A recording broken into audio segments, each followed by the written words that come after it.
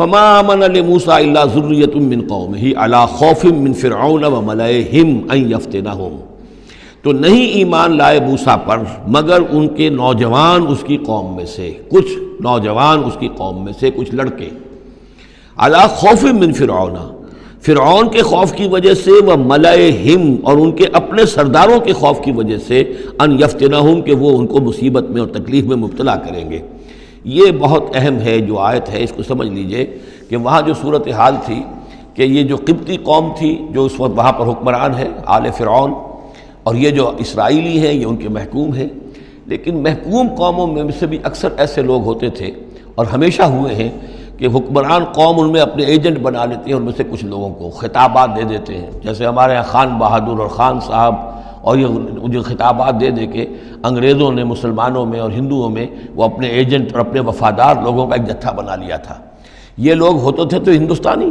لیکن ہر اعتبار سے برطانیہ کے خیر خواہ اور حکومت کے وفادار، اس کے لیے فوج کے لیے بھرتی کرانے میں تیز ہیں۔ تو اس طرح کے لوگ جو تھے اسرائیلی قوم میں بھی ایسے چودھری لوگ موجود تھے کہ جن کو کچھ دربار میں رسائی حاصل تھی، جن کو کچھ رسوخ حاصل تھا، اور وہ گویا کہ آل فرعون کے ایجنٹ بنے ہوئے تھے خود اپنی قوم کے اندر۔ یہ ہے وہ معاملہ کہ وہ ڈرتے تھے وہ لوگ، اگر ہم موسیٰ پر ایمان لے آئے تو یہ ہماری اپنی قوم کے جو چودھری لوگ ہیں، یہ خان صاحب اور جو یہ خان بہادر لوگ جو ہیں، یہ پھر ہمیں ستائیں گے، یہ ہماری رپورٹیں کریں گے اور ہماری جو ہے ان رپورٹوں کے اوپر گوشمالی ہوگی۔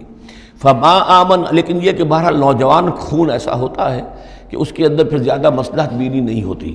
جو ذرا ادھیڑ عمر کے لوگ ہوں وہ زیادہ مصلحت بین ہو جاتے ہیں، ان کی خواہ میں اتنی طاقت بھی نہیں ہوتی، خون میں اتنا جوش بھی نہیں رہتا، تو نوجوان جو ہے وہ تو رزق دیتا ہے۔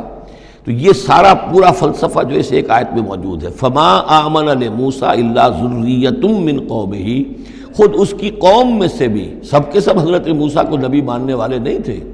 نہیں مانی بات موسیٰ کی ان کی قوم میں سے بھی مگر کچھ نوجوانوں نے، کچھ نوجوان، کچھ لڑکوں نے، علی خوف من فرعون، فرعون کے خوف کی وجہ سے، وہ ملئہم، اور ان کے اپنے سرداروں کے خوف کی وجہ سے، ان یفتنہم، کہ وہ انہیں پرسیکیوٹ کریں گے، ان کو فتنے میں مبتلا کریں گے۔ وَإِنَّ فِرْعَوْنَ لَعَالٍ فِي الْأَرْضِ، اسی طرح کا ایک شخص قارون تھا۔ قارون جو ہے وہ قوم موسیٰ سے تھا، اسرائیلی تھا، لیکن یہ کہ سرکار دربار میں رسائی تھی، وفادار تھا حکومت کا، اسی کی وجہ سے بڑے بڑے ٹھیکے ملتے تھے، جیسے ہمارے ہاں ٹھیکیدار ہوتے تھے بڑے بڑے لوگ، تو اس کے پاس اتنی دولت جمع ہو گئی تھی۔ وہ سارا تذکرہ جو ہے آگے چل کر آئے گا سورہ قصص کے اندر۔ تھا تو قوم موسیٰ میں سے تھا، فرعونی تو نہیں تھا، لیکن یہ کہ وہ حضرت موسیٰ کے خلاف چالیں چلتا تھا، اور وہ ساری جو ہے وہ سرکار دربار کی جو خوشامد ہے وہ کام کرتا تھا، اسی سے پھر اس کو دولت ملتی تھی۔ وَإِنَّ فِرْعَوْنَ لَعَالٍ فِي الْأَرْضِ، اور یقیناً فرعون جو ہے وہ بہت سرکشی کر رہا تھا زمین میں، وَإِنَّهُ لَمِنَ الْمُسْرِفِينَ، اور یقیناً وہ بہت حد سے بڑھنے والا تھا۔ وَقَالَ مُوسَىٰ يَا قَوْمِ، اب انہوں نے ان سے جو بھی ایمان لے آئے تھے ان پر کہا، ان سے کہا، قَالَ يَا مُوسَىٰ قَوْمِ إِن كُنتُمْ آمَنتُم بِاللَّهِ، اب اگر تم اللہ پر ایمان لے آئے ہو، فَعَلَيْهِ تَوَكَّلُوا، تو اب اللہ پر توکل بھی کرو، إِن كُنتُم مُسْلِمِينَ، اگر تم واقعتاً فرما بردار ہو گئے ہو۔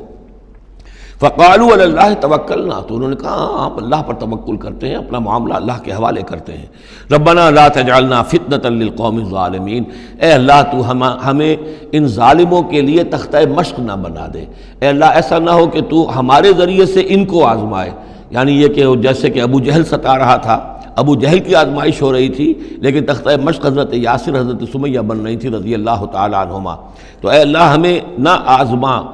ہم پر ان کا زور نہ آزما، یعنی ہمیں تختہ مشق نہ بنا دے۔ وَنَجِّنَا بِرَحْمَتِكَ مِنَ الْقَوْمِ الْكَافِرِينَ، اور ہمیں اپنی خاص رحمت سے ان کافروں کی قوم سے نجات عطا فرما۔